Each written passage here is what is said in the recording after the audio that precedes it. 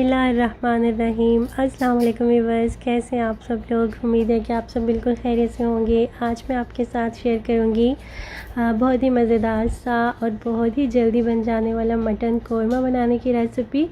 तो चलिए फिर इसका बनाना स्टार्ट करते हैं।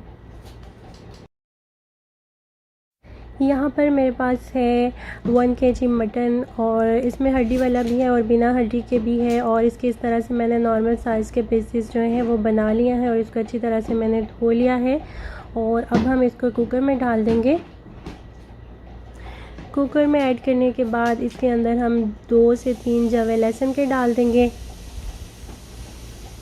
और थोड़ा सा हम इसमें नमक ऐड करेंगे और तकरीबन 2 गिलास के जितना हम इसके अंदर पानी ऐड कर देंगे और फिर हम इसको पकने के लिए रख देंगे। और जब इसमें बॉयल आने लगे तो फिर हम इसको तकरीबन 15 से 20 मिनट के लिए प्रेशर लगा देंगे।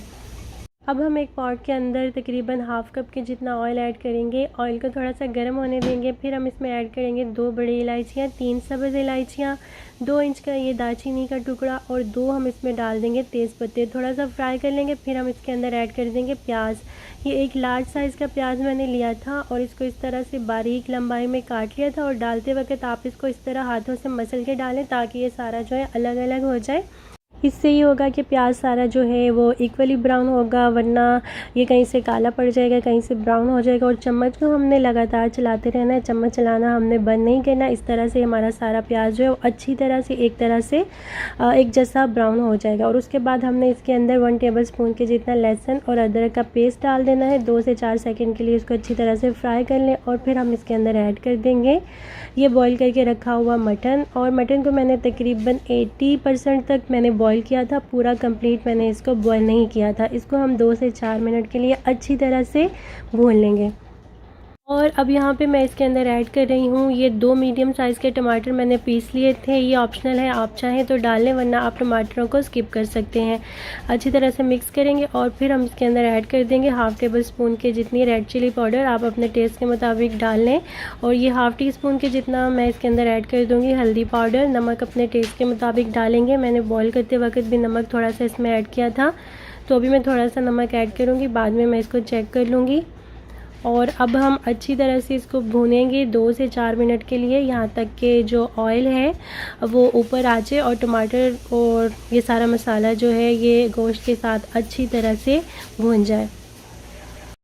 यहाँ पे आप देख सकते हैं कि ऑयल जो है वो ऊपर आ गया है, मसाला अच्छी तरह से भून चुका है। अब हम इसके अंदर ऐड कर देंगे तकरीबन 1.5 कप के जितना दही हम इसके अंदर ऐड कर देंगे। अच्छी तरह से डालने से पहले आप दही को फेंट लें और उसके बाद आप इसके अंदर ऐड कर दें, अच्छी तरह से मिक्स कर लें। और इसको भी अब हम सारे मसाले के साथ थोड़ी देर के लिए भून लेंगे।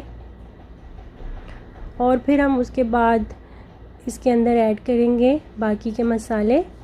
ये है 1 टेबलस्पून भुना हुआ कुटा हुआ ज़ीरा और धनिया, और ये पाउडर नहीं है, ये मोटा मोटा कुटा हुआ है। और 1 टीस्पून मैंने इसके अंदर ऐड कर दिया है गरम मसाला। अच्छी तरह से मिक्स कर लेंगे और उसके बाद मैं इसके अंदर वो यखनी ऐड कर दूंगी जिसके अंदर मैंने मटन को बॉईल किया था ग्रेवी के लिए। और फिर हम इसको कवर करके छोड़ देंगे तकरीबन 10 से 12 मिनट के लिए कुक होने के लिए। यहाँ पे अब हम इसको दोबारा से चेक कर लेते हैं। तो ये देखिए तकरीबन हमारा कौरमा जो है ये अब रेडी हो चुका है। अब हम इसके अंदर ऐड कर देंगे कौरमा मसाला तकरीबन 1 टेबलस्पून के जितना, और 2 से 3 ड्रॉप हम इसमें डाल देंगे केवड़ा वाटर के। ये हमने ज़्यादा नहीं डालना वरना कड़वा हो सकता है, बस खुशबू के लिए हम थोड़ा सा इसमें ऐड कर देंगे 2 से 3 ड्रॉप, इससे खुशबू बहुत अच्छी आएगी।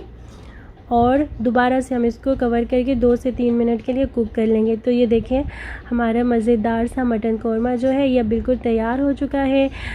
गोश्त जो है जो 20% हमने छोड़ा था वो भी अब बहुत ही अच्छी तरह से कुक हो चुका है। यहाँ पे अब हम कौरमे को डिश आउट कर लेते हैं। बहुत ही मज़ेदार सा हमारा कौरमा जो है वो तैयार हुआ है। बहुत ही प्यारी सी बिल्कुल रेस्टोरेंट के जैसी इसमें से खुशबू आ रही है। और इसको आप चाहें तो अदरक के साथ या फिर हरी मिर्चों के साथ आप इसको गार्निश भी कर सकते हैं, चाहे तो ऐसे ही सर्व कर सकते हैं। ऐसे भी माशाल्लाह से ये बहुत ही प्यारा लग रहा है। मैंने इसको ये ग्रीन चिलीज़ के साथ थोड़ा सा गार्निश कर दिया है, तो इससे ये और भी ज़्यादा प्यारा लग रहा है। इसको आप नान के साथ सर्व कर सकते हैं, चावलों के साथ सर्व कर सकते हैं, जिस तरह से आपको पसंद हो उस तरह से आप इसको सर्व करें। अगर आपको आज की ये रेसिपी अच्छी लगी हो तो इसको ज़रूर ट्राई कीजिएगा और लाइक भी कर दीजिएगा। अपना ढेर सारा ख्याल रखिएगा और मुझे दुआओं में याद रखिएगा। अल्लाह हाफिज़।